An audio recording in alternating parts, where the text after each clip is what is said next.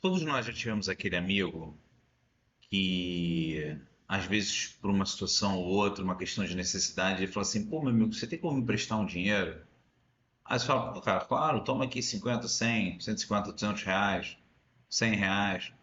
Aí você fala: não, tudo bem, tá aqui, olha, toma. Aí ele vai e pede mais uma vez, mais uma vez, mais uma vez, e você continua dando dinheiro e emprestando porque ele é seu amigo.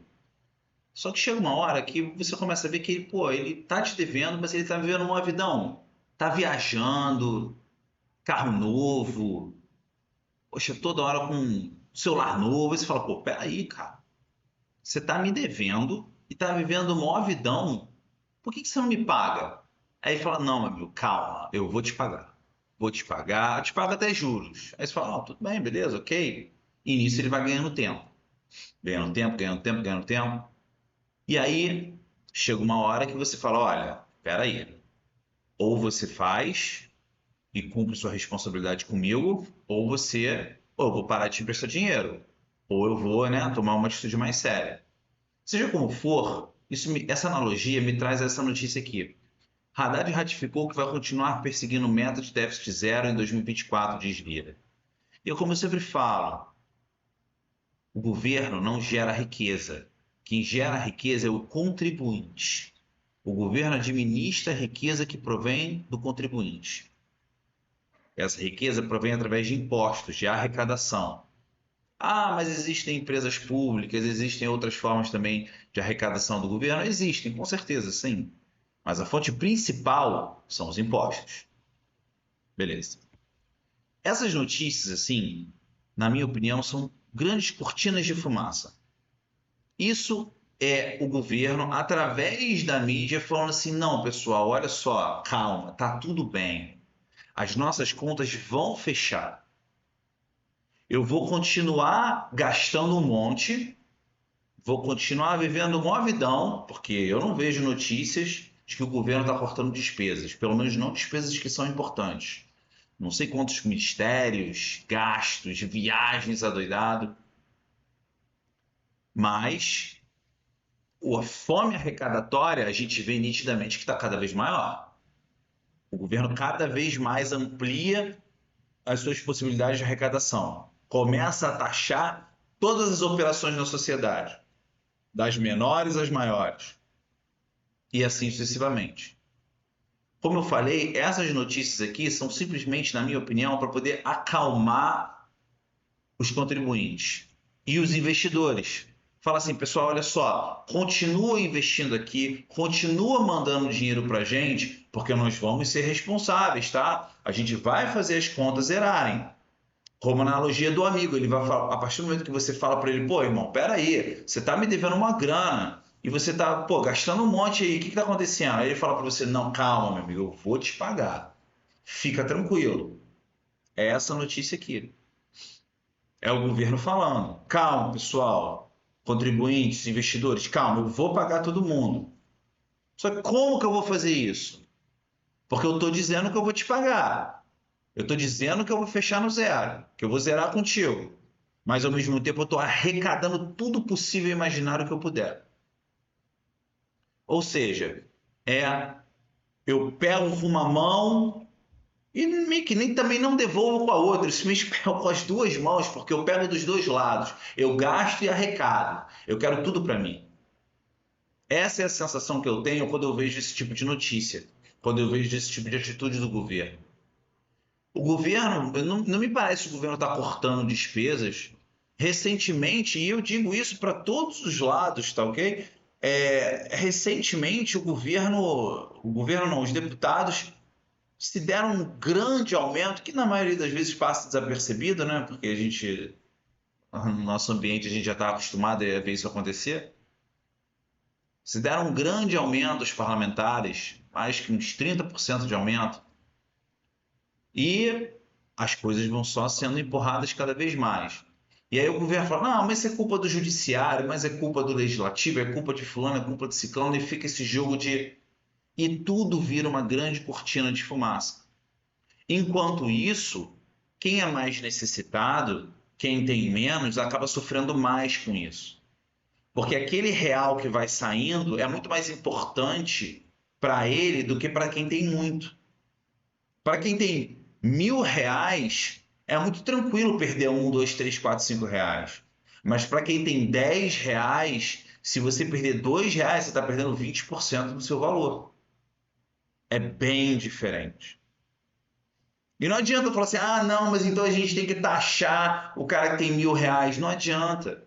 Não adianta você taxar o cara que tem R$ 1.000 se você continua gastando um monte. Você quer taxar o cara que tem mais para poder gastar mais. E não para poder equilibrar suas contas. Porque quem não tem controle de despesas, não adianta querer incrementar a receita taxando todo mundo. Não vai fazer diferença. Porque não tem equilíbrio das contas públicas. Olha, eu não sou nem contra a taxação. Tem muita gente que fala que imposto é roubo. Eu não acho isso. Eu acho que imposto é uma troca necessária. Faz parte da sociedade, faz parte do contrato social que todos nós assinamos ou não quando nascemos aqui no Brasil e no mundo inteiro, na sociedade que a gente faz parte, onde a gente fala, olha, a gente vai trabalhar, vai gerar riqueza e parte dessa riqueza vai ser taxada para a administração do governo, aonde ele vai devolver isso para a sociedade através de incentivos, em prol daqueles que necessitam e assim sucessivamente. Manutenção de questões básicas como saúde, segurança, né? Para um bom funcionamento do organismo social. Só que a questão é, será que isso acontece? Porque não me parece que isso acontece. Me parece que o governo está querendo cada vez mais taxar todo mundo com uma sede arrecadatória muito grande, sem fazer esse tipo de controle de despesas. Como eu falei, tudo bem, o governo pode até querer taxar? Pode, mas desde que ele esteja redondo com as suas contas públicas. Eu não tenho problema nenhum com isso, desde que ele mostre, olha, pessoal, contribuintes, a gente está redondo. Não estou viajando, não estou gastando muito, só estou fazendo o necessário. Mesmo assim, as contas não estão se pagando. Então a gente vai ter que taxar um pouco mais. Isso faz sentido? Faz sentido. Se fosse esse o caso, tudo bem. Eu concordo. Faria sentido na minha cabeça. Mas não é isso que acontece. Isso são questões de ordem prática. Não é questão de ordem ideológica. Aqui eu não estou discutindo se a gente é mais a favor de um Estado grande, um Estado pequeno, mais liberal, mais intervencionista. A gente não está discutindo isso. A gente está discutindo bolso, dinheiro, impostos. Quer taxar mais? Tudo bem, pode taxar mais. Quer pedir mais dinheiro para o seu amigo? Pede, mas mostra para ele que você realmente está necessitado. Não adianta você pedir dinheiro para ele viajando o mundo todo. Vai chegar uma hora que ele vai olhar e falar assim, peraí, cara, eu não vou mais te emprestar dinheiro. Eu não vou mais investir em você. Porque o dinheiro que eu estou te dando para você investir, você está usando para fazer outras coisas que não são devidas. E aí os investidores vão embora. 40% foi o valor e que diminuiu os investimentos no país. 40%. É um valor enorme em 2023. Por isso que o governo está dizendo cada vez mais através dessas notícias. Olha, pessoal, calma, a gente vai fechar dentro da meta, a gente não vai fazer besteira. Só que não adianta nada você falar isso e ao mesmo tempo espremer o cidadão em tudo que é possível. Até nas menores operações que deveriam ser, né, não taxadas, na minha opinião. Até para estimular a economia, estimular o consumo. Mas é a forma arrecadatória do governo. É uma notícia que demonstra muito, na minha opinião, os dois pesos e duas medidas constantes que a gente vê. Onde, de um lado, ele está falando, olha, pessoal, como eu já falei, calma, mas continue espremendo o cidadão. Então, eu acho que essas questões são importantes a gente ter conhecimento, até porque, para a gente não se deixar iludir pela mídia. Porque a mídia ela faz isso com a gente. A maioria das pessoas, de repente, não vai ter tempo de parar e analisar isso aqui. ela vai olhar, vai ver a mensagem e vai falar assim, não, ó, o governo está comprometido com as metas fiscais, o governo show, maravilha, pô, perfeito, tá, mas como ele está fazendo isso? Você já viu que as coisas estão ficando cada vez mais caras? Que o poder aquisitivo do seu real está cada vez menor? Apesar do pessoal falar assim, não, porque a inflação é 3, 4, 5%. Isso não é verdade. A inflação ela é um indexador baseado em alguns produtos e serviços da sociedade, não todos.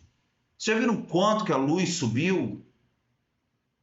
E outros produtos que não fazem parte dessa equação que determina o percentual de inflação?